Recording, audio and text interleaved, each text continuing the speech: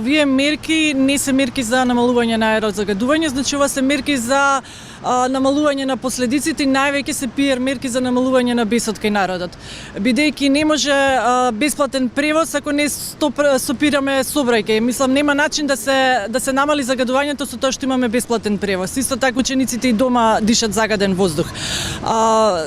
Оно што го гледаме во однос на тоа како се справува и новава власт со аерозагадувањето, сметаме дека многу лежерно ја сватија или не ја сватија воопшто целиот концепт колку е овој голем проблем или самиот проблем им е покритие за тоа дека се решава со години, меѓутоа сметаме дека овој проблем мора и може да се реши за неколку години ако сериозно се зафатат со решавање. Значи ако се отвојат доволно пари од буџетот и ако има навистинска волја и капацитет за решавање на проблемот, бидејќи до сега покажа дека нема ни волја, ни капацитет, нити па луѓе, нити се свесно заангажирани за решавање на вистинско решавање за неколку години, ние побаревме и оставка. Значи треба на место да дојдат прави луѓе.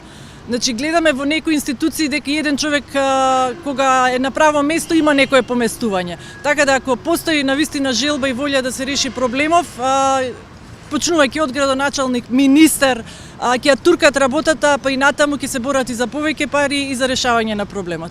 Не може да глумиме загриженост и да го влечкаме проблемот наредните 2 години во планови, па потоа да дознаеме дека не било толку добро, па повторно нови планови, затоа што се работи за губење на животи. За решавање за огромни пари кои се трошат за болестите кои се предизвикани од ова загадување. Значи, кога знаеме дека ова е огромен проблем, не може така лежерно да го ставаме во однос на приоритет на некоја листа доле, па првим да ни биде приоритет влегување во ЕУ и НАТО, па потоа ова. Мислам, ние немаме време за чекање.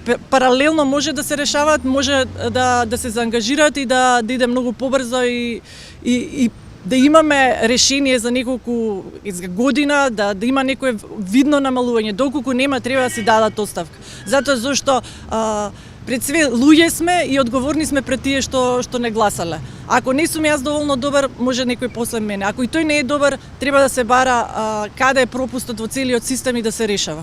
Како го коментирате повикот на заменик министерот Макрадули за трпение? Имајте трпение, ќе се реши проблем. Значи, не се работи за трпение кога е во прашање болест. Значи, кога гледаш дека детето нема воздух да земе, какво трпение бараме? Значи, имам јас дете со проблеми респираторни. Треба да отидат да видат како. Треба да отидат на ургентно да видат кога доаѓаат пациенти кои се борат за воздух и како изгледа тоа кога имаат по 80-90 вдишувања во минута и буквално се гушат.